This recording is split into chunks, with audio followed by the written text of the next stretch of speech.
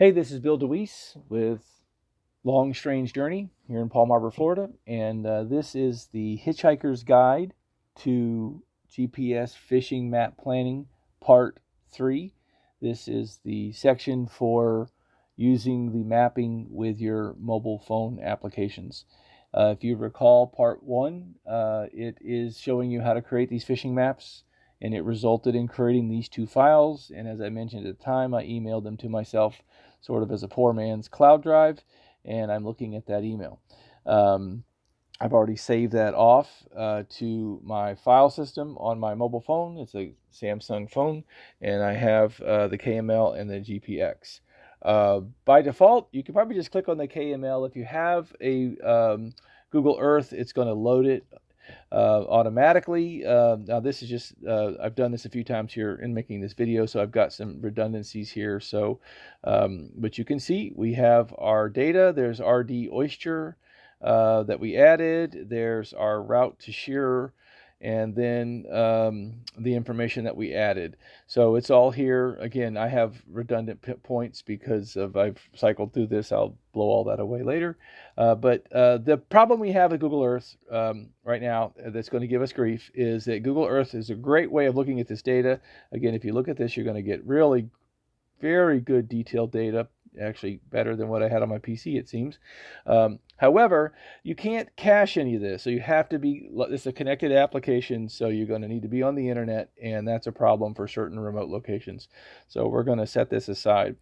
So what you have, if you notice, you've got also your other typical application here is Google Maps. Google Maps is great because it allows you to cache.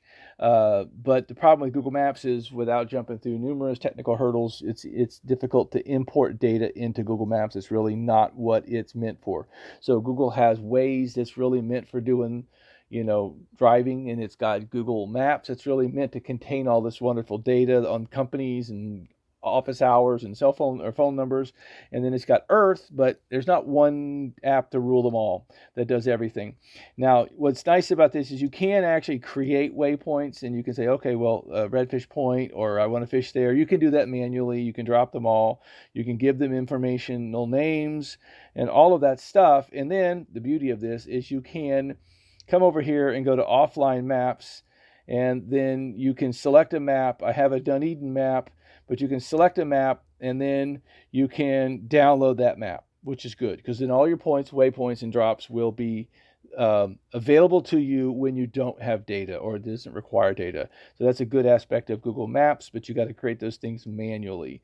Like, for example, when I would go out my kayak, I would always do a pin drop where I left my car, and I would text that to my wife and say, hey, this is where the truck is, and this is where the trailer is, and this is when I expect to be back there, or if you don't hear from me by this point in time, no need to worry until then. So anyway, that's Google Maps. Some benefits of Google Maps, some drawbacks of Google Maps. Now, the other point I would make here is there are some great applications that you can get. I don't know how many of the free ones do everything that you want. I'm going to show you one here I've been using now for about 5 years. This is this is Backcountry Navigator Pro. This is a one and done application. I think I've spent like $9 for it. I think the newer one, they just came out with a whiz-bang update to Backcountry Navigator. I think they might have moved something like Navionics did, to where you have to pay by the year. It's like a subscription fee. A lot of apps are doing that. Highly annoying. This is one and done. I have not upgraded it for that reason. So look on Google Play, search for applications, do a little bit of research to find one that's going to give you as much as you need for a little amount of money as you got to spend. But the beauty of these applications, these Backcountry Navigator, for example, is it's going to give you the ability to treat your phone as a phone, but also as a full GPS, right? So this is going to do a lot of things you're going to get with a Garmin. Not going to make your phone any more resilient to water or anything, so you got to be careful, and battery life and all that kind of stuff that you get with a dedicated GPS, and resilience to water and things. You're not going to have that, but you're going to get the full features of it, which is very helpful, from everything from hiking to fishing. So I have gone to the database. I have created a database called Dunedin Caladaisy. I can go down here and hit the plus button. So basically, I'm going to isolate this to a database. By default, this is going to be looking with US topological imagery, look a lot like Google Earth. I'm looking at this now after I've done the import, but so I've got a database that I've created that's unique. I've got in that database, I'm going to go here and I'm going to, let me go back to here first. In that database that I've got, I'm going to go import waypoints, tracks, or data via a GPX or KML file, right? So now I'm going to navigate on my mobile phone up. I put it all in this easy to find video here. And I've got a directory, and I've got a KML and the GPX from that email. I'm going to pick, it doesn't matter, they're both the same. I'm going to pick the KML, and I'm selecting that it's a KML, put it into a new trip database, existing trip database, and I'm going to select my unique database, Dunedin Caladesi, right? So I'm going to start the import. So that's going to bring in all of that data, which was there, but now it's all in there. So you can now come down and see all the things that we've added, and here too, because I added it where I should clear all the information that's in here, and then you wouldn't have all that extra stuff. So we can blow that away.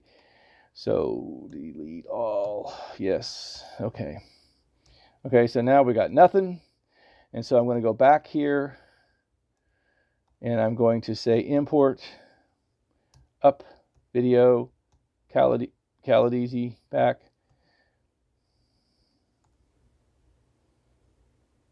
Import up video Caladesi KML, bring it into Dunedin. So I'm just doing this again so we don't have a cluttered mess.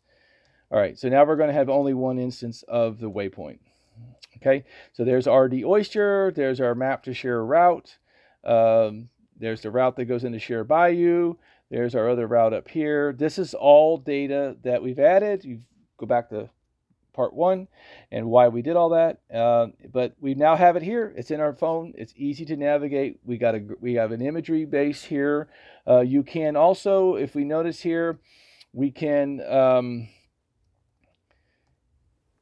go to my map sources, and the basic map source I'm going to look at here, there's a bunch of different ones. You can go to more map sources. You can even buy unique map sources.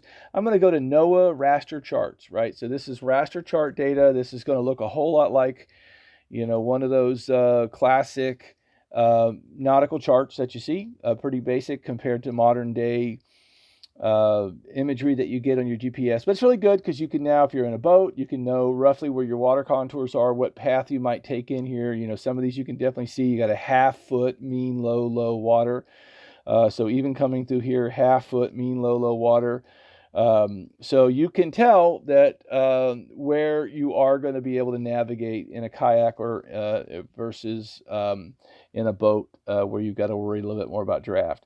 So the NOAA data is there as well. So you can see already there's some benefits to having all this data in a application that behaves more like a GPS.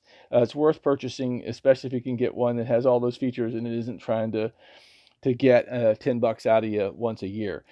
Same is sort of true with like Navionics that went from a one-time purchase to a year-over-year purchase. The last thing I'll point out is I have 2 Garmin devices. I have had 2 Garmin. I have 1 Garmin. They are registered with Garmin. I have an account with Garmin. I think anybody can go create an account, but I think you might have to register a product. I don't know. So it's maybe worth checking out. They have this application here called Garmin Active Captain. This, I'm guessing here, totally guessing, this looks like what they might have been working on for a PC or a mobile phone based application when Navionics was coming out.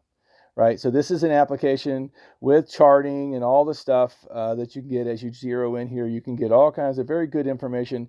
They weren't necessarily at where Navionics were, certainly not with the contouring, but you can safely navigate anywhere. You can find points of interest. You can call marinas. You can find fuel drops or fuel stops.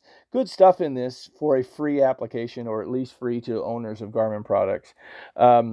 So that, as it being a GPS device application running on your phone, that's going to take our Dunedin Caladesi GPX file. So if I launch this file, it's going to automatically load the Garmin Active Captain, which it did here, and it's brought in our points of interest that we have. Now, I'm in the fishing overlay. You can go to the navigation overlay and you'll get the full navigation features of the app. Looks a bit like the RNC.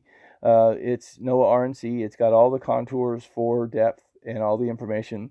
One thing to point out here, two things to point out here, is this appears to not support routes. We don't see our route coming in up here from the launch point to the channel, and we don't see the route to Shearer. So I don't think it supports paths and routes in that regard. And the other point, I mentioned to you when video number 1, topic 1, I made this cryptic thing, RD for redfish, oyster bar for the feature.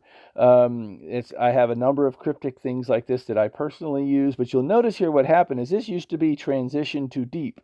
This used to be deep hole knocker rig. You'll notice the naming conventions, as I mentioned in that video, they got truncated. There's a maximum, and if you don't take advantage of that, you can lose important data that you might put into the name if you use some of these Garmin products. So keep that in mind if you're going to be working with Garmin. So that is that. There's 4 examples here: Google Earth, Google Maps, a dedicated application that you buy for using with a GPS, such as Backcountry Navigator Pro, very good app. And this is the Garmin Active Captain. The only thing I'll point out here is under the hamburger icon in the upper right, if you press on that, you can go to download charts. This is one of the nice things about Garmin. So you can buy highfalutin charts, like things similar to Blue Chart, but you also got these quick draw contours, which is what I was looking at earlier. So I'm looking here at the state of Florida. You can see everything that's clear is a region that I have downloaded. So you can tap on one of these and it will download. So you do not need to have this data when you are, wrong button. You don't need to have data to use this information that we've got here. All of our waypoints and everything over top of the base map, and the base map is cached.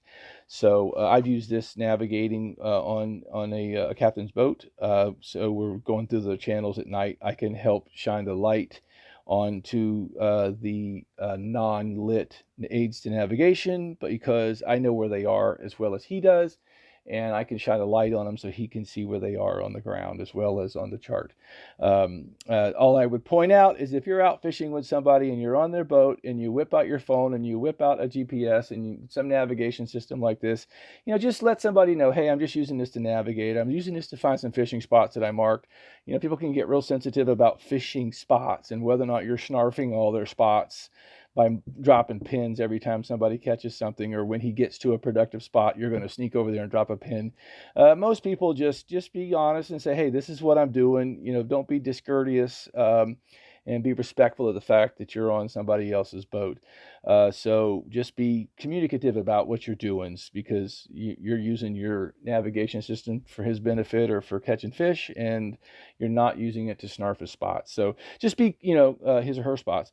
Just be cautious and use your words, communicate so people know that you're on the up and up. So anyway, I hope this helps, gives you some examples of some of the applications that you can use to take this fishing plan, not just kind of like where we are, where I parked the car, and how do I get home, and was that the island that I went by, because you get confused in some of these mangrove island heavy areas, Ozello and others. But you can actually take your plan on the water, which is the whole point of this. So hopefully this helps, and this helps you have a great day on the water. Thank you very much.